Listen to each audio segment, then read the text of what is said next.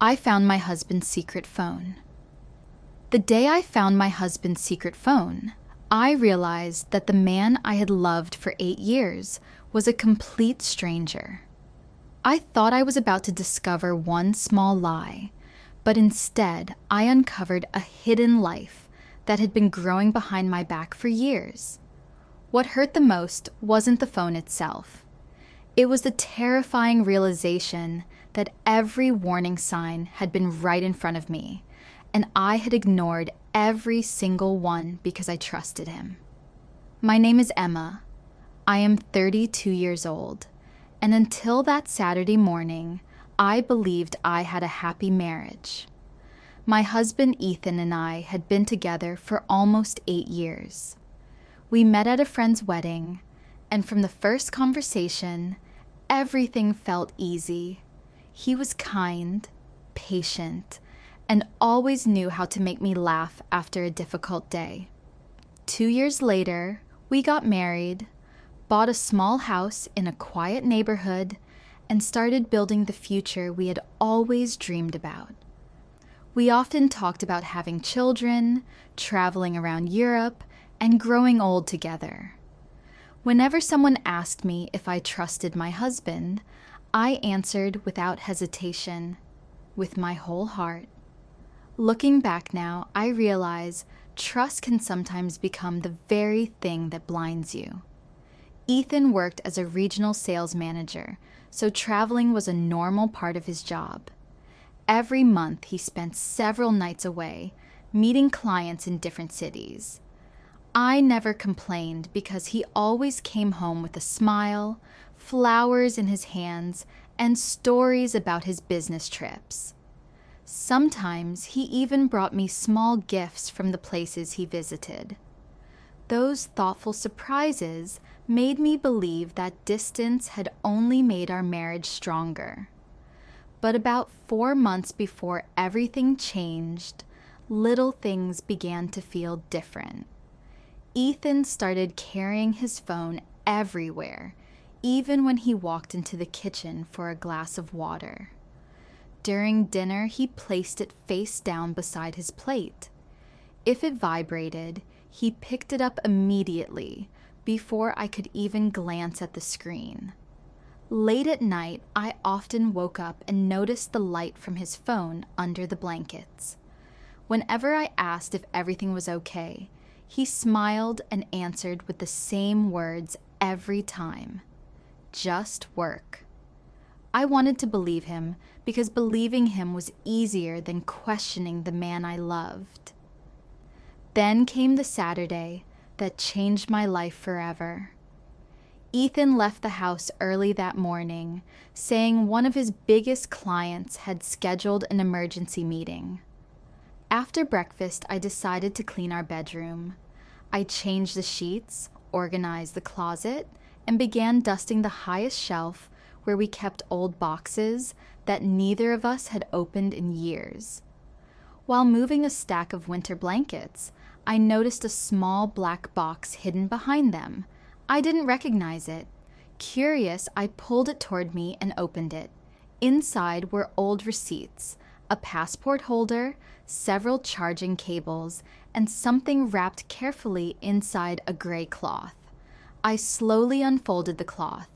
It was a smartphone, not an old phone, not a broken phone, a modern phone that looked almost brand new.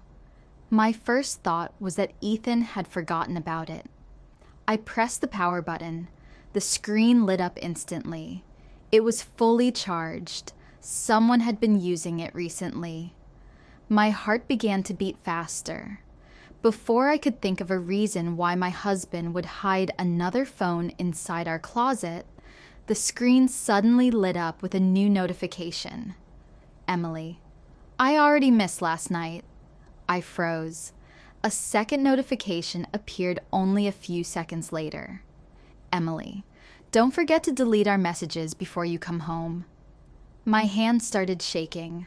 I slowly sat down on the bedroom floor, staring at the phone as if it might suddenly explain everything.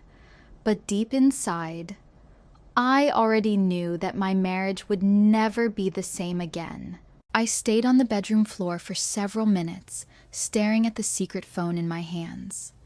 My first instinct was to call Ethan immediately and demand an explanation, but something inside me stopped.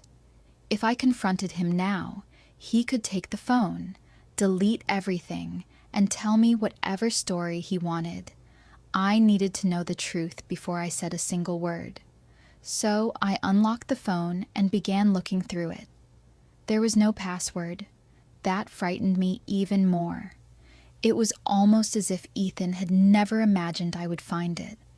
The messages between him and Emily went back almost 2 years. 2 years. I felt sick when I realized that. I opened one conversation after another, reading messages that slowly destroyed every beautiful memory I had of my marriage. Emily wasn't a stranger. She wasn't a woman Ethan had recently met during one of his business trips. She was someone I knew, someone who had been inside my house, someone who had sat at our dinner table and smiled at me. Her name was Emily Carter, and she had once been one of my closest friends. I had introduced her to Ethan at a dinner party almost 3 years ago. At the time, I never noticed anything unusual between them. Emily had recently moved to our city, and I had invited her into our social circle because I didn't want her to feel alone. She often visited our house on weekends, sometimes bringing wine or dessert. I remembered how comfortable she had become around Ethan. At the time, I thought it was because they were both friendly. Now, I wondered how long they had been pretending. I kept scrolling through the messages until I found something that made my hands go completely cold. Emily had sent Ethan a photo. It was a picture of a hotel room. On the bed was a suitcase. Under the photo, she had written, "Room 407, same place as last time." I checked the date. It was from 6 months earlier. That was the exact weekend Ethan had told me he was traveling for an important business conference. I remembered that weekend clearly. I had stayed home alone because I wasn't feeling well. Ethan had called me before going to sleep and told me he was exhausted. He had even said, "I wish you were here with me." I had believed every word. I felt tears filling my eyes, but I forced myself to keep reading. Then I found something even worse. There were messages about me. They talked about my habits, my work schedule, and even the problems I had recently been having at home. Emily had written, "She still doesn't suspect anything." Ethan replied, "She trusts me completely." I put the phone down and covered my mouth with my hand. Those words hurt more than the affair itself. He knew exactly how much I trusted him, and instead of protecting that trust, he had used it to hide his secret. Suddenly, I heard the sound of a car stopping outside our house. My entire body froze. Ethan was home. I quickly placed the phone back inside the gray cloth and put it exactly where I had found it. I had only a few seconds to decide what to do. I could confront him immediately. I could pretend I had found nothing, or I could continue playing the role of the trusting wife while secretly discovering the truth. I chose the third option. When Ethan opened the front door, I was standing in the kitchen preparing dinner. He walked inside with a smile and kissed my cheek. "Hey, sweetheart," he said. I looked into the eyes of the man who had just lied to me for years and forced myself to smile. "How was your meeting?" I asked. "Long," he answered. "Very long." Then his phone vibrated in his pocket. He immediately looked nervous. I watched his hand move toward his pocket. For the first time, I didn't see my husband. I saw a man protecting a secret. "Everything okay?" I asked. Ethan looked at me and smiled. "Of course." But then his phone vibrated again. This time, I saw a name appear briefly on the screen. Emily. Ethan quickly turned the phone away from me. I pretended not to notice. That night, while Ethan was sleeping beside me, I secretly checked the location history on the hidden phone. The most recent location wasn't his office. It wasn't a hotel. It wasn't a client's address. It was a small apartment building on the other side of the city, and the location history showed something that made my heart stop. Ethan had been there every Thursday night for the last 6 months. Then I noticed the address. I knew that place. I had been there before. It was Emily's apartment. I stared at the screen in the darkness, feeling my entire body go cold. But before I could put the phone down, another notification appeared. It was a message from Emily. "Ethan, we can't keep hiding this forever. You promised me you would leave her." I read the message 3 times. Then another message arrived. "You need to tell Emma the truth before the baby is born." My heart stopped. A baby? I sat up slowly in bed and looked at my sleeping husband. Suddenly, I understood that the secret phone had not revealed the end of the story. It had only opened the door to something much bigger. And now I had one question that terrified me more than anything else. Was Ethan's secret child already part of my life? I sat there in the darkness, staring at the message on the hidden phone. A baby. My husband had another woman, and now there was a child involved. I felt like I was trapped inside someone else's nightmare. I wanted to wake Ethan immediately, but I knew that if I did, I might never discover the full truth. So I stayed quiet until morning. When Ethan finally woke up, I acted as if nothing had happened. I made coffee, prepared breakfast, and kissed him goodbye before he left for work. The moment his car disappeared from the street, I took the secret phone and drove to Emily's apartment. I didn't know what I was going to say. I only knew that I couldn't continue living inside a lie. When I arrived, I sat in my car for almost 10 minutes, staring at the building. Finally, I walked to the entrance and pressed the intercom. A few seconds later, the door opened. Emily was standing in front of me. The moment she saw my face, all the color disappeared from hers. She didn't ask why I was there. She already knew. "Emma," she whispered. I looked at her stomach. She was pregnant. Suddenly, the message on the phone became real. This wasn't a secret relationship that could simply disappear. There was a baby coming. "How long?" I asked. Emily started crying. "I'm sorry." I shook my head. "I don't want an apology. I want the truth." She invited me inside. I followed her into a small apartment that felt strangely familiar. On the wall were photographs of Emily and Ethan together. Some were recent, some were from years ago. I saw pictures of them at restaurants, on beaches, and even inside the hotel room I had seen in the messages. But then I noticed something that made no sense. There were no pictures of them before 2 years ago. When did this really start? I asked. Emily sat down and wiped her tears. 2 years ago. I felt my heart sink. 2 years? She nodded. But Ethan told me it started after you two were having problems. I stared at her.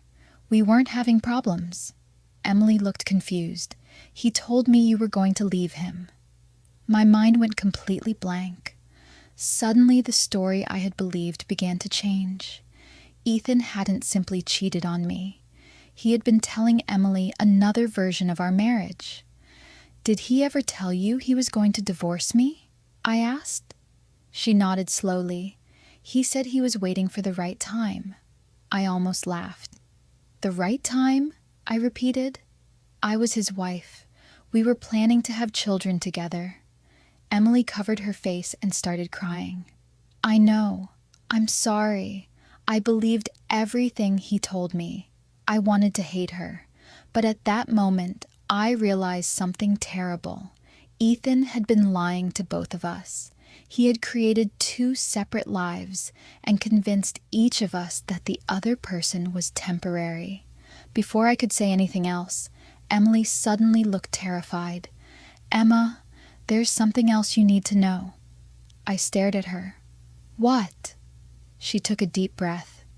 "The baby isn't the only reason Ethan wanted me to keep quiet." My heart began beating faster. "Then what is?" Emily looked toward the bedroom and whispered, "He has another secret." I felt the room become cold. "What secret?" She hesitated before answering. "Ethan isn't working where he says he is." I frowned. "What do you mean?" She reached for her phone and showed me several documents. Ethan had been secretly transferring money from our joint savings account. Thousands of dollars had disappeared over the past year. I couldn't believe it. I checked my own bank account and realized that I had never noticed because Ethan had always managed our finances. Emily told me he had been preparing to leave the country. He had already rented another apartment under a different name and had been saving money for months. Suddenly, everything made sense. The secret phone, the hidden apartment, the money, the baby. Ethan wasn't planning to choose between me and Emily. He was planning to disappear. He wanted to leave both of us behind and start a completely new life. I returned home that afternoon feeling numb. Ethan came home several hours later and immediately noticed that something was wrong. "Emma, what's going on?" he asked. I looked at him calmly. "Nothing." He stared at me suspiciously. "You seem different." I smiled. "I'm just tired." That night, Ethan went to sleep early. I waited until I heard his breathing become slow and regular. Then I quietly opened his laptop. I knew his password because it was our wedding anniversary. Inside his emails, I found flight reservations, bank transfers, and messages with a lawyer. But the last email was the one that destroyed me. It was sent to someone I had never heard of. The subject line said, "Everything is ready." The message contained only one sentence. "Once I leave, Emma will never find out the truth about what happened to our money." I stared at the screen, unable to breathe. Then I heard footsteps behind me. I slowly turned around. Ethan was standing in the doorway. He was awake. He had seen everything. For several seconds, neither of us moved. Then he looked at me and whispered, "Emma, what are you doing?" I closed the laptop and stood up. I had spent days collecting evidence, hiding my fear, and pretending everything was normal. But now there was nowhere left to hide. I looked directly into my husband's eyes and finally said the words I had been waiting to say. "No, Ethan, the real question is, what have you been doing?" Ethan stared at me as if he had suddenly forgotten how to speak. His face changed completely. The confidence he always carried disappeared, and for the first time, I saw fear in his eyes. "Emma, I can explain," he said. I shook my head. "No, you have had years to explain. Tonight you're going to tell me the truth." He took one step toward me, but I immediately stepped back. "Don't come near me." Ethan stopped. His eyes moved toward the laptop, then toward the bedroom door, as if he were searching for a way out. "How much did you see?" he finally asked. I couldn't believe those were his first words. Not, "I'm sorry." Not, "I love you." He wanted to know how much I knew. I smiled sadly. "Enough." He sat down heavily on the edge of the bed. For several seconds, there was only silence between us. Then he finally began talking. He told me that his relationship with Emily had started almost 2 years earlier. He admitted that he had lied to her about our marriage. He told her that we were unhappy and that I was planning to leave him. He promised her that one day they would be together. At the same time, he continued coming home to me every night, telling me that I was the love of his life. I listened without interrupting. Then I asked the question that had been destroying me since I found the phone. "Did you ever love me?" Ethan looked at me, and tears appeared in his eyes. "Yes." I laughed bitterly. "You don't get to say that anymore." He lowered his head. "I did love you, Emma, but everything became complicated." "No," I said. "It wasn't complicated. You made choices." Ethan tried to explain that he had been afraid to leave me because of our house, our finances, and our life together. He said he never planned for Emily to become pregnant. He said he had started moving our money because he wanted to protect himself if the marriage ended. But then I showed him the flight reservation and the email about leaving the country. His face went completely pale. "You are going to disappear," I said. "You are going to leave me with nothing." Ethan remained silent. That silence was my answer. I picked up my phone and called someone I had never imagined I would need to call in my marriage: a lawyer. I had already saved the number earlier that day. I told Ethan that the next morning I would begin the process of separating our finances and protecting everything that belonged to me. He begged me not to do it. He cried. He promised to change. He even said he would end things with Emily and go to therapy with me. But I had heard enough promises. The woman who had entered that bedroom that morning was not the same woman standing there now. I had spent years believing that love meant staying, forgiving, and trusting. But I finally understood that love without honesty was not love at all. The next morning, I left the house. I stayed with my sister while my lawyer helped me deal with the financial problems Ethan had created. The process was painful, but I discovered that he had not managed to take everything. Most of our money was protected, and the house was legally in both our names. Ethan's plan to disappear had failed. A few weeks later, I received a message from Emily. She told me that Ethan had left her too. After everything I had discovered, I wasn't surprised.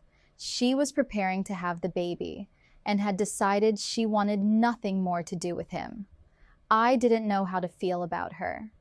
She had been part of the betrayal, but she had also been lied to. I never became her friend again, but I didn't hate her either. Some people make terrible choices, and sometimes those choices create consequences that everyone has to live with. Months passed. My divorce was finally completed. I sold the house and moved into a small apartment near the ocean. For the first time in years, I lived alone. At first, the silence frightened me. Then slowly, it became peaceful. I started traveling again. I returned to painting, something I had loved before marriage, but had forgotten about. I made new friends and learned how to enjoy my own company. One evening, almost a year after I found the secret phone, I was sitting on my balcony watching the sunset when my phone received a message. It was from an unknown number. I opened it and saw only one sentence. "I know I don't deserve your forgiveness, but I'm sorry." I knew immediately it was Ethan. I stared at the message for a long time. Then I deleted it.